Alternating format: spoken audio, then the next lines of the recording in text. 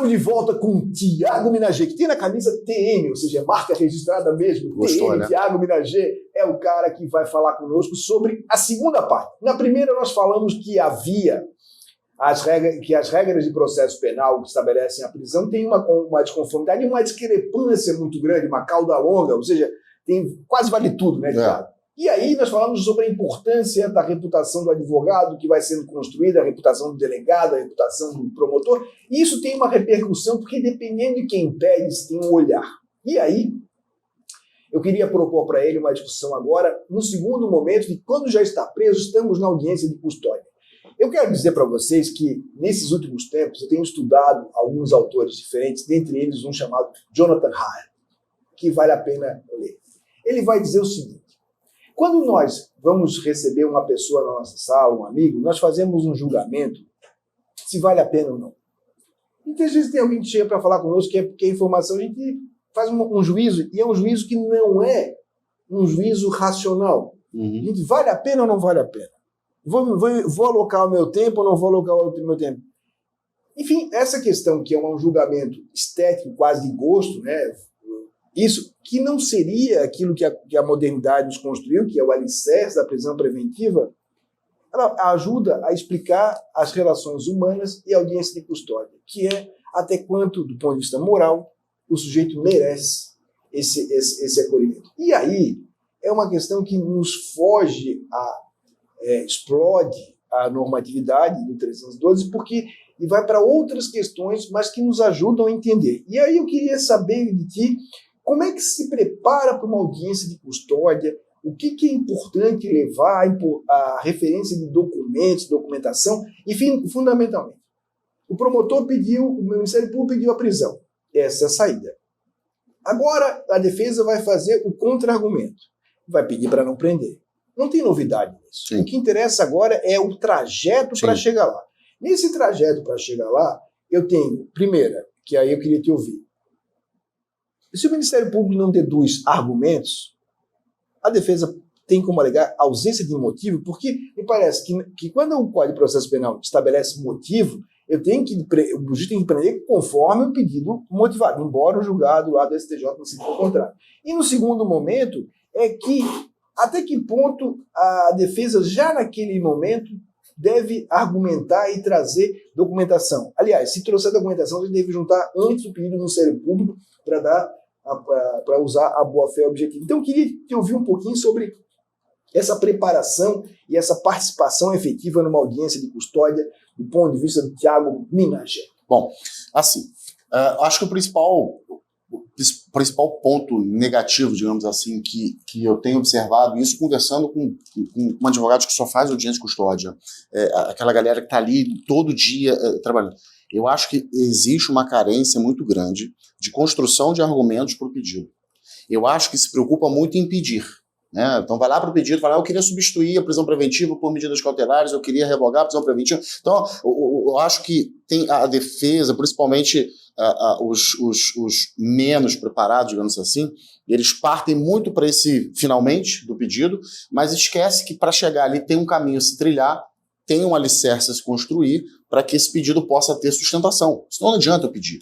Né? E isso vai fazer o link com o seu primeiro ponto, quando você fala assim, bom, e quando o promotor de justiça ele não traz argumentos demonstrativos de que aquela prisão é necessária? Que eu acho que hoje o principal foco a se preocupar com a prisão é o Ministério Público demonstrar a necessidade e a defesa, caso ela não queira, discorde dessa prisão, demonstrar a desnecessidade dessa prisão. Então, passando pela acusação, eu acho que muitas vezes, de novo, o judiciário acaba suprindo uma falha que não é de sua competência. Então, quando o Ministério Público faz um pedido, apenas pedindo, olha, que seja decretada, convertida a prisão em flagrante, prisão preventiva, por conta dos requisitos postos no artigo 302. Normalmente a falha é mecanizada. Né? E aí o judiciário vem suprir a ausência de argumentos e fundamentos para aquele pleito, quando na verdade o judiciário tinha que se socorrer da demonstração da acusação de que há necessidade e que te deveria decretar aquela prisão preventiva. E aí que tá.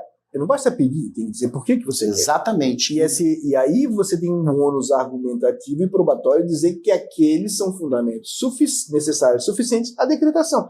E aí eu concordo contigo, se o pedido é carente de motivação, de argumentos, não tem pedido. Não pode ser o judiciário a suprir essa falha de argumentos. Não é interruptor, né? Tem que dizer por quê. Sim, e o judiciário tem que socorrer. Bom, concordo com os argumentos trazidos pelo Ministério Público, a gente está falando de forma bem superficial, mas basicamente o que tem hoje é igual no bloco anterior, quando a gente falava que muitas vezes o judiciário ele quer suprir uma falha das agências de segurança pública.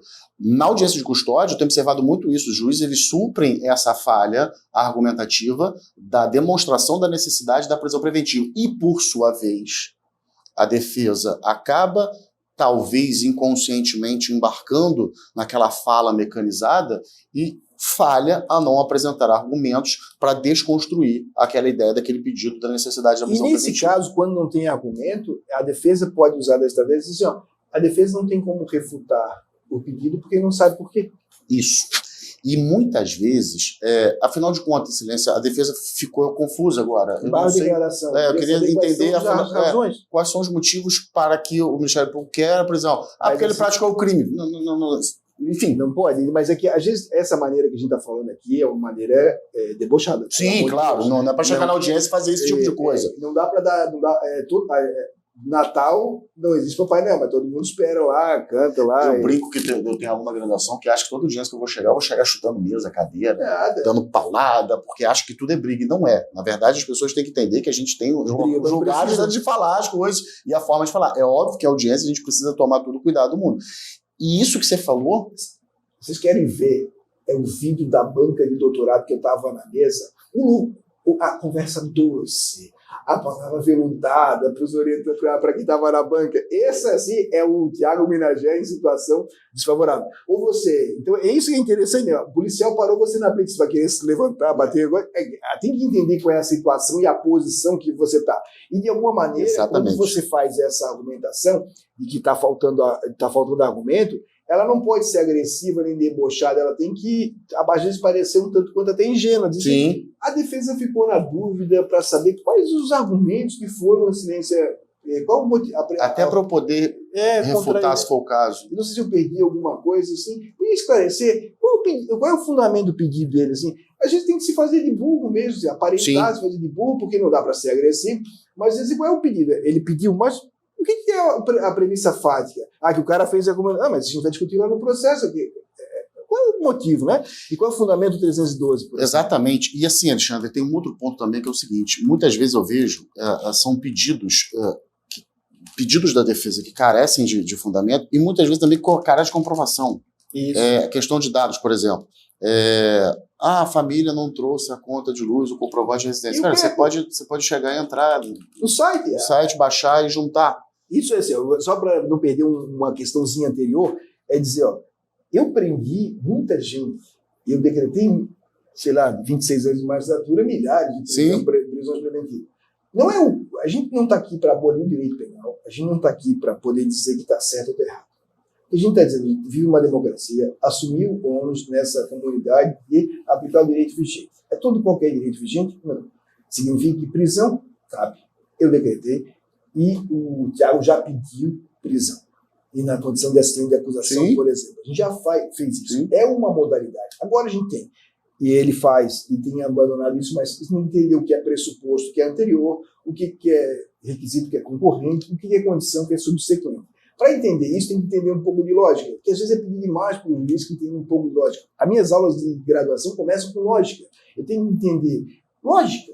Aí quando a gente fala de necessidade é diferente de suficiência. Se eu não sei o que é modo tolerance, não sei o que é modo ponens, fica difícil conversar com alguém. E a imensa maioria dos juristas não tem noção do que é lógica. Uhum. Porque o fato de você ligar o computador é condição necessária, mas não o suficiente que você verificará aqui. E aí esse um segundo ponto que é estabelecer juízo de probabilidade. Em relação, como é que eu vou saber no futuro? Eu não tenho um pretor. Aonde surgem hoje os mecanismos de predição de reincidência e de risco de colocar em liberdade, que é o antigo Compass americano, e que são outros requisitos que dão um score para cada um. Você não tem um score no seu Uber, quando você vai lá no Uber, você vê a sua nota. Aquela sua nota, e aí você tem no colégio, para conseguir matrícula, o seu grau de aproveitamento, virou uma lógica assim. No processo penal, isso tem ganho corpo, porque ele dá um recurso aparentemente objetivo, se a gente não discutir lá, como veja lá a nossa entrevista com a defensora Rafaela Garcês, em que a gente vai discutir a questão da LGPD. Quais são os critérios? De onde é que veio? Isso tudo que é uma discussão interessante. Mas aqui no segundo ponto, e aí que eu já finalizo para poder dar a bola de novo para o Tiago, você já ouviu falar de OSINT? Não. OSINT. É inteligência de fontes abertas. O que você vai fazer?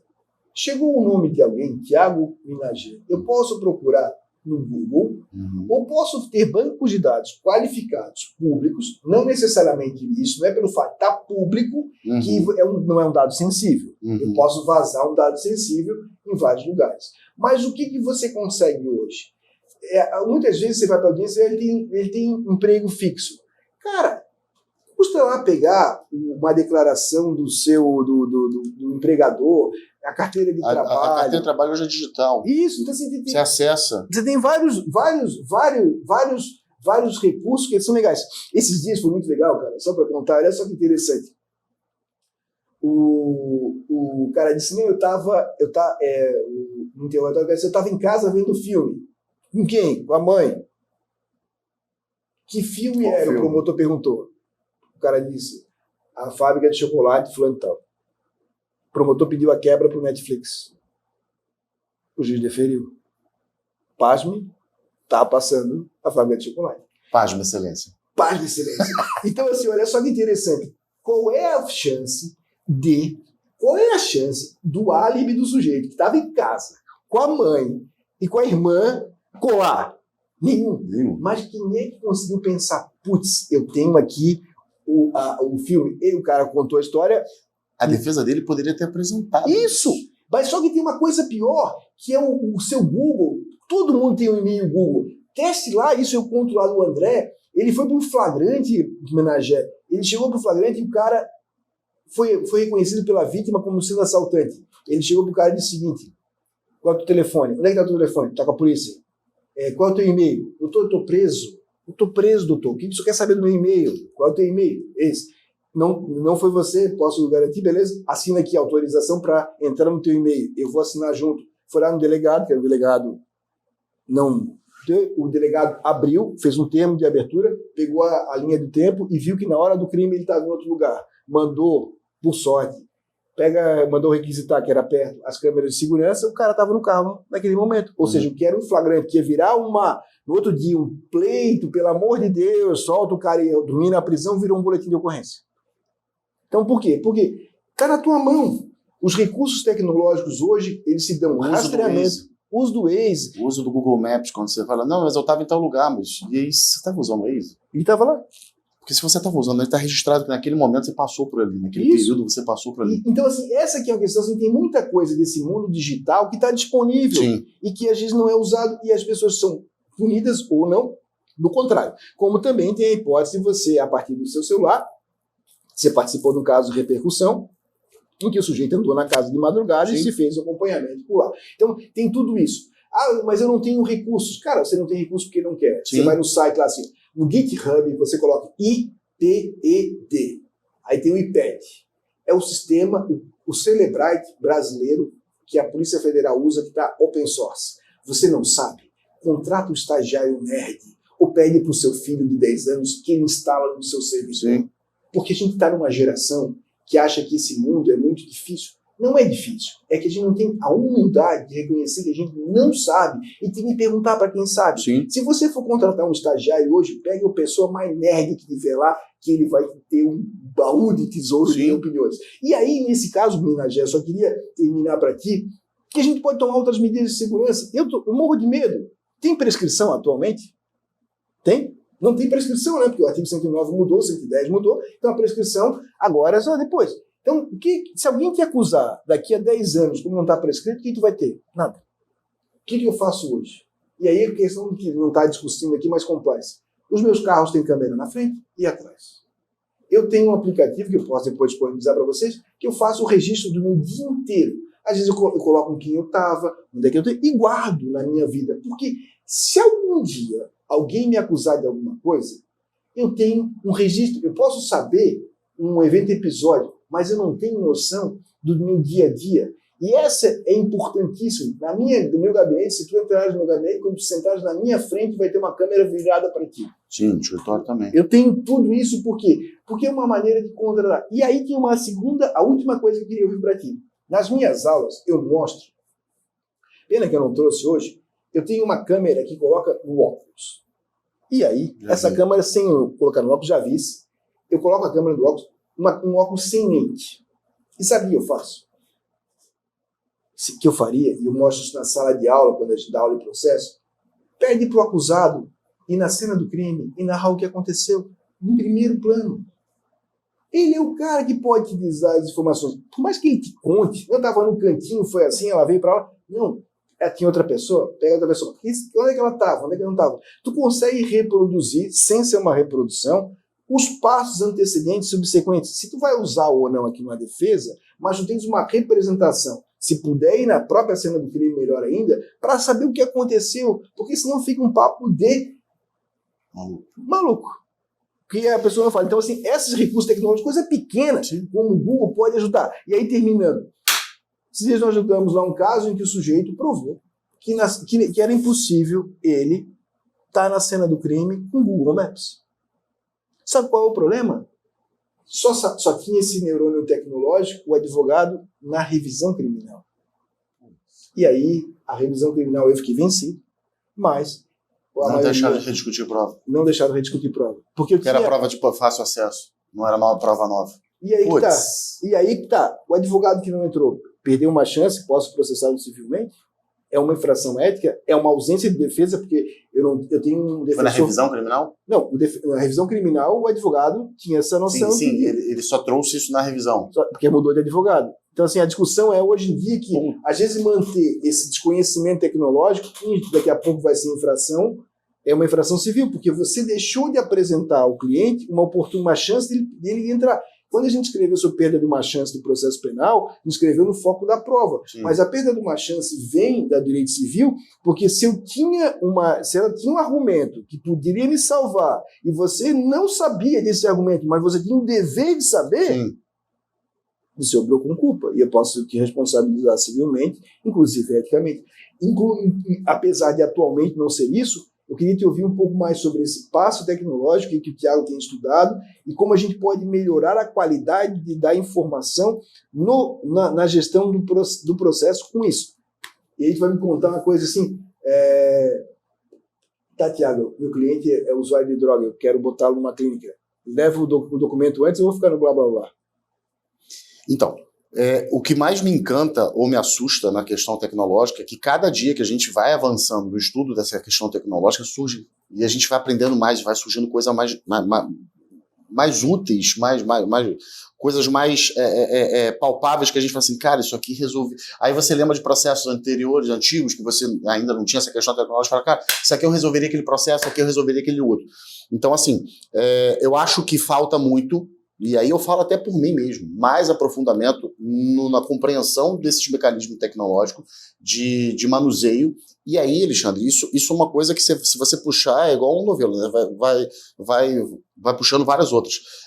Isso você traz também até mesmo a compreensão de como é utilizado, porque, vamos lá, o GAECO, o Ministério Público, esses setores de investigação, eles têm se aperfeiçoado nisso, tem setores que são extremamente capacitados e os seus integrantes são preparados para isso, e a gente precisa entender como que eles utilizam, como que eles trabalham, e se de certa forma eles também, e aí como uma coisa puxa a outra, né? Se eles estão, a cadeia de custódia da prova está mantida e cadeia de custódia de prova digital, você fala, estou no caso de repercussão que a pessoa deu vários passos à noite.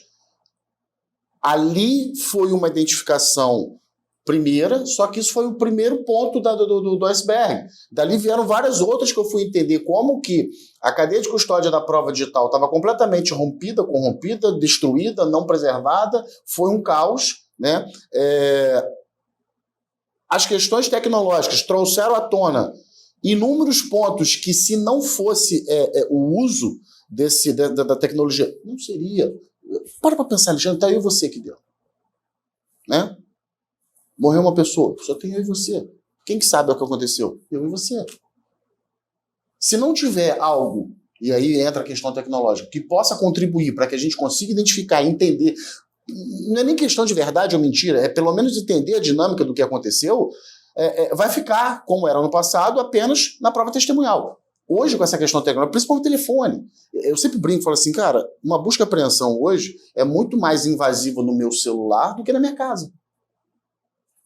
Uma busca e apreensão hoje de acessar o meu celular é muito mais invasivo do que acessar o interior da minha casa. A pergunta que eu faço, tu tem salvamento em nuvem?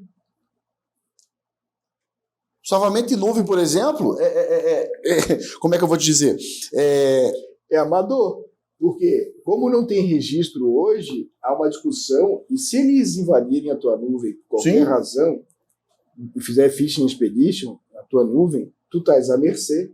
A discussão é que nuvem não é interceptação telefônica. Sim. Então, hoje, um grande salto é metadado e invasão de nuvem. E aí a gente tem uma ingenuidade, porque a nossa sensação de segurança é uma sensação analógica. Sim, se eu chego em casa, a porta está fechada, a janela está fechada, opa! Não, eu coloquei uma senha no meu e-mail, difícil, eu estou seguro. Sim, está seguro. Aliás, isso você falou uma coisa interessante, a gente tem uma sensação de segurança analógica dentro do mundo digital, isso é fato. E aí o Luciano Floridi, que eu gosto muito, ele vai dizer o seguinte, tem um mundo analógico, que é um mundo que nós crescemos, que a maioria dos advogados da nossa geração, sim, promotores, juízes, a gente cresceu. E a gente tem que fazer o seguinte, tem que reconhecer que a gente não sabe. Sim. E tem que ter atitude. Que eu vou ter que ter letramento digital, ser alfabetizado. Sim. A pessoa não sabe a diferença de internet e web. E aí, como é que você pode? Imagine que você vai no médico que faz operação, que é cirurgião. Não, ele quer usar os bisturis da década que ele aprendeu porque ele acha que é melhor. Não, você não pode aceitar que um sujeito desse não possa se atualizar, ele tem que se atualizar. E esse é um desafio dessa geração de advogados, defensores públicos, promotores, juízes, que mas não adianta fazer um curso para eles. Na comunidade, no guia, lá na comunidade a gente está fazendo o quê? Tem o Antônio, tem o Rômulo, tem o Anderson, tem os caras que são especialistas nisso. A Lelis. Então, assim, qual é a nossa ideia? É juntar pequenos grupos de 3, 4 pessoas para ter aulas específicas, porque não dá para dar aula individual, mas assim a gente tem que poder perguntar a coisa mais ingênua do mundo. Porque assim, a pessoa diz, eu acabei de falar, tem a diferença de internet e web. Aí a pessoa assim, tem? Aí ela vai lá e pergunta, assim, a internet é a estrutura física, web é a aplicação. Entender essas coisas. A gente tem que saber o marco civil da internet, mas eu estou no processo penal, mas o marco civil é importante. A estrutura, o que mudou do marco civil para LGPD. Sim. Enfim, é um mundo novo que dá oportunidades. Então, se você quer ter uma vantagem competitiva no processo penal, tem que entender isso. E aqui, para voltar para a nossa audiência de custódia, quando você afirma alguma coisa, em geral você tem um argumento que exige prova. Sim. Essa prova ela pode estar disponível na rede ou pode não estar disponível. Mas se você não sabe nem procurar, ela nunca estará. Então, esse é o desafio. Eu posso ampliar o horizonte das possibilidades de um resultado argumentativo positivo se eu tiver a incorporação de algumas ferramentas free, básicas, e que então não me passa pela cabeça, não consigo aceitar que a Defensoria Pública desse país não tenha um convênio com as empresas de água, luz, e que qualquer um que chegue numa audiência de custódia tenha que a família trazer um comprovante de lá. Por quê? Isso, na defesa do interesse público, o Ministério Público tem, os órgãos têm, por que a Defensoria não tem? Aí você tem recursos limitados à Defensoria. Cara, se você vai numa universidade de computação, de engenharia, o que eles mais querem é fazer um piloto em qualquer coisa, aquela gurizada pira. Sim. Faz daqueles reuniões para dar o problema, eles ficarem no final de semana resolvendo. Cara, tu consegue fazer muita coisa. O problema é que quem está gerindo as defensorias, a defesa e os escritórios não consegue ter dimensão da importância disso. Daí que tem perdido o campo para francos atiradores que vêm e informam o que não tem. Vou fazer uma pergunta indutiva, né? Como está proibido no 212 do Código de Processo Penal. Eu estou demorando muito para atualizar o meu livro, que saiu a última edição em 2021, justamente porque eu não consigo atualizar, parar de atualizar em face da repercussão, do impacto da LGPD, porque tem que revisar tudo. Sim. Tem que revisar tudo.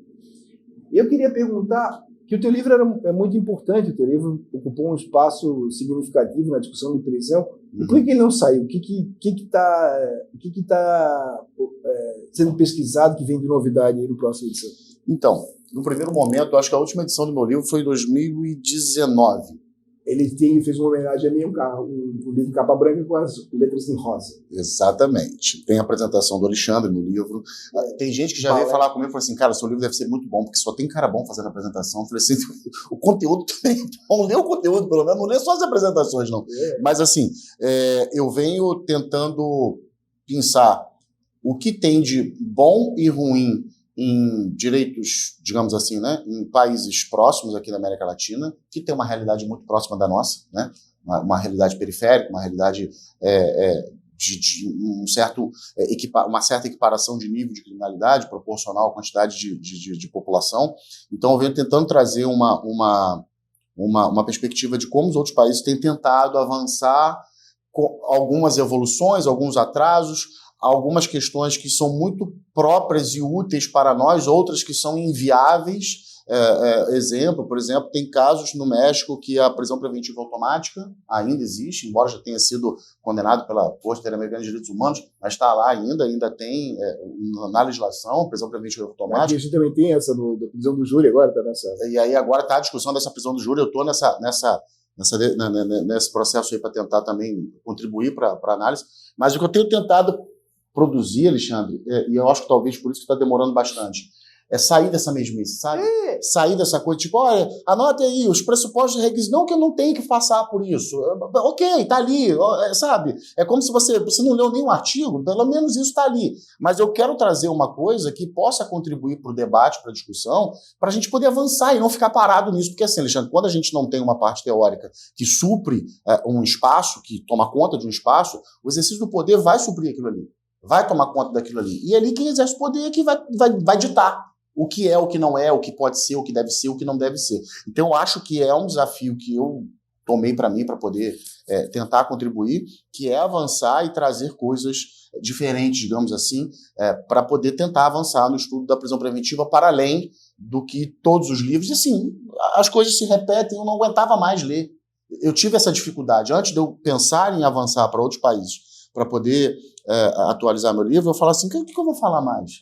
Não tem mais o que falar, o tema já está chato, já está batido, já se falou, não tem mais o que discutir. Se eu pegar o livro de vários outros colegas, é a mesma coisa. Eu trago algo de novo, eu paro. E aí eu consegui avançar, tentando trazer algo de novo.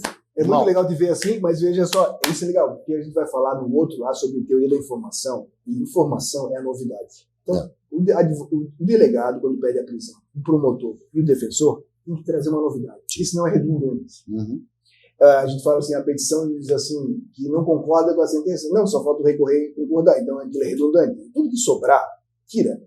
O teu tempo é precioso, o do juiz, do promotor, todo mundo é precioso, então não coloca coisa que é redundante. Para eliminar da súmula 691. Para quê? Para quê? É o dia a dia. A gente vai querer citar. Se tu for dar uma aula para quem nunca viu, beleza. Okay. Agora tu vai lá colocar duas partes julgados nesse sentido, que é a superação. Caramba, é o dia a dia, o feijão com arroz do quem vai decidir. Então não enche o saco. Se sobrar, tira da coisa. E aí é isso que a gente tem feito. O meu livro tem procurado, porque senão tu fica uma romaria. Nesse sentido, também fez dessa maneira. Qual é a ideia principal? De onde é que a gente pode crescer? É nisso que a gente vai trabalhar um pouco depois sobre, quando trabalhar com a Fernanda lá, a Fernanda Bebê, outras, e o Andrews, que é trabalhar como a gente pode melhorar a nossa tática argumentativa na hora de construir argumento. Não basta ter argumento, tem que saber falar.